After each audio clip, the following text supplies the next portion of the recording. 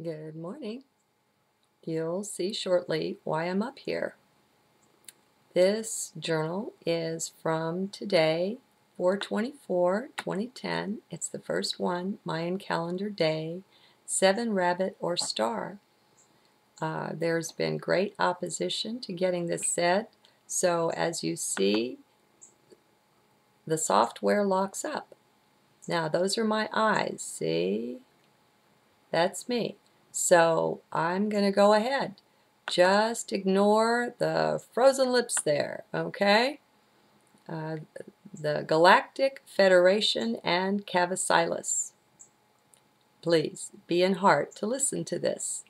With some caution, I'd like to recommend a lecture by George Kavassilas regarding both the Galactic Federation of Light and his experiences with the impostors of this dear group of light beings. This 3-part lecture is among both my YouTube playlists and favorites. So then, if this is in my favorites, why do I hesitate to recommend it? For several reasons. First, not many, but a few things among my favorites are there because I feel people should know about them, not necessarily because I agree with them or support what they say. There's a Cisco Systems presentation, for instance, where someone at a great distance from a lecture hall makes a presentation there via full-body hologram. It's important that we know this technology is far advanced of what the public is allowed to know. We are often duped due to our ignorance of the real state of technology, not just what is released for public consumption. Black projects and black ops are a century ahead, at a bare minimum, of what is revealed, and this technology is used every day to deceive us. Now, back to Cavsilus and his '09 lecture called Our Journey and the Grand Deception. I've put it at the top of both my favorites and playlists to make it easier to find. I recommend everyone listen at least once to this lecture. Then you can make your own judgments, or rather your own discernment on it. I'm not saying it's true or not true. George is sharing his personal experience, and that has value. One doesn't judge from within the heart anyway, but one does discern. While heart holds the key or portal to all wisdom and even knowledge, that doesn't necessarily mean that everything we desire to know is immediately revealed to us there. That's what mind is wanting. There is such a thing as a divine plan or divine timing that is often involved. I don't know is still a very favorite phrase I employ often. Paradox reigns supreme as we approach wisdom's gates. But, again, back to Cavsilus, a delightful Aussie with quite a repertoire of experiences with both ETs and dimensions under his belt. You may have seen or heard of a similar lecture he gave in '04 about the Galactic Federation of Light and what he knew of them back then. In this '09 lecture, in my favorites, he freely admits that he was duped or misled to a certain extent by them in that earlier presentation. The '09 lecture, then, is, at least to some extent, to correct that, bring us up to date on what he now knows about this group, or rather, about those that impersonate it.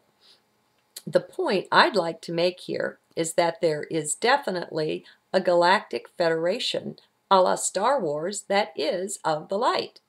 How Hollywood manages to know so much is amazing, but anyway, there is also an impostor of this bright federation that passes itself off as the Galactic Federation, but that is anything but.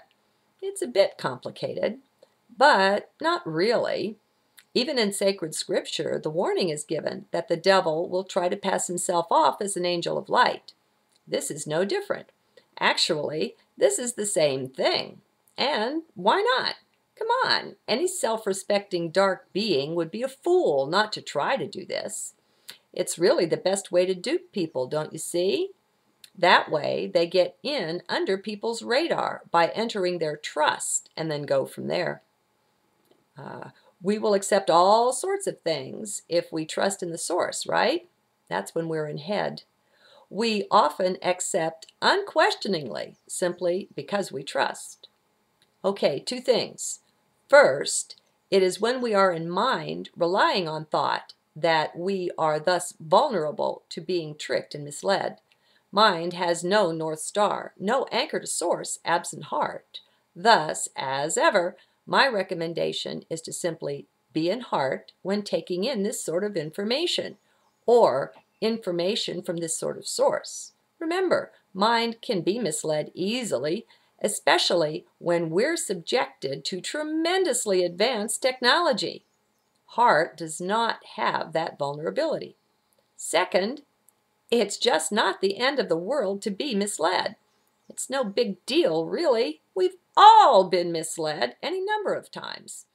It's only mind that thinks it is. Mind can get quite upset on discovering that it has been duped or manipulated.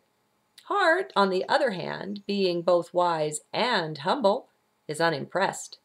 Having the North Star of Source, heart is ever aware that absolutely all is for blessing. Heart will thus find the blessing in that. Again, please be in heart to listen to this, for only in heart does it make good sense.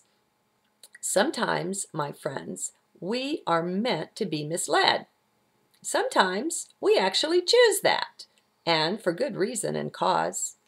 Before we incarnate, we set these things up. They are part of the overall plan. Have you not found that from some of your darkest times, the greatest light has arisen? Well, do you think that's an accident? By being in heart, we win. Period. From that solid home base, we have an unshakable knowledge that some have labeled faith, that God's in his heaven and all's right with the world, so to speak. It's not that, really. That's just a saying that points to what I mean. There are crumb trails in hints in all the world's scriptures pointing to the experience of the kingdom of heart. They are little sayings that we've heard often, but once we have the direct experience of them, we realize how little of it is really conveyed by the sayings, on the one hand, and on the other, how right the little sayings are. Paradox once again. Another one is, all things work for good for them that love the Lord. This is a very good pointer as well, for everything is indeed a blessing.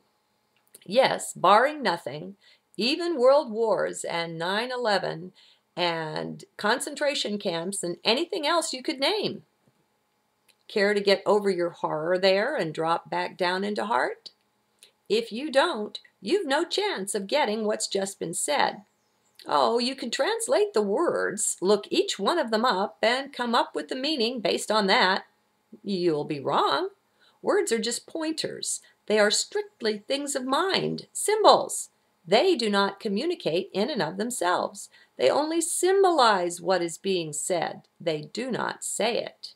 Thus, you can attack me for what I am saying without even knowing what I am saying if you stay in the head. People do this sort of thing all the time. Some make their living at it. It is the dance of the mind that thinks it knows what has been said simply because it knows the definition of words. This is shallow, my friends. The door to the magical kingdom, the kingdom of heart, is always open, but you must walk in. No one can take you there. You do it yourself. I can sing to you through the open doorway, but you must enter in to see if my song sings truly. And one last tidbit for mind. We see things as quote-unquote bad, dark, or evil when we are identified with the form, with the mind, with the body. As long as we think this is us, then we can interpret things as bad. Once we realize that we are not that, everything changes. Everything. It changes for us. Though things may continue to look the same on the outside, on the surface, yet everything is changed. Nothing means any more what it once did. We see through new eyes entirely. Behold, it is said, I make all things new. Maybe this is what that means. I don't know. Anyway, I'll let the Cavsilus lecture speak for itself.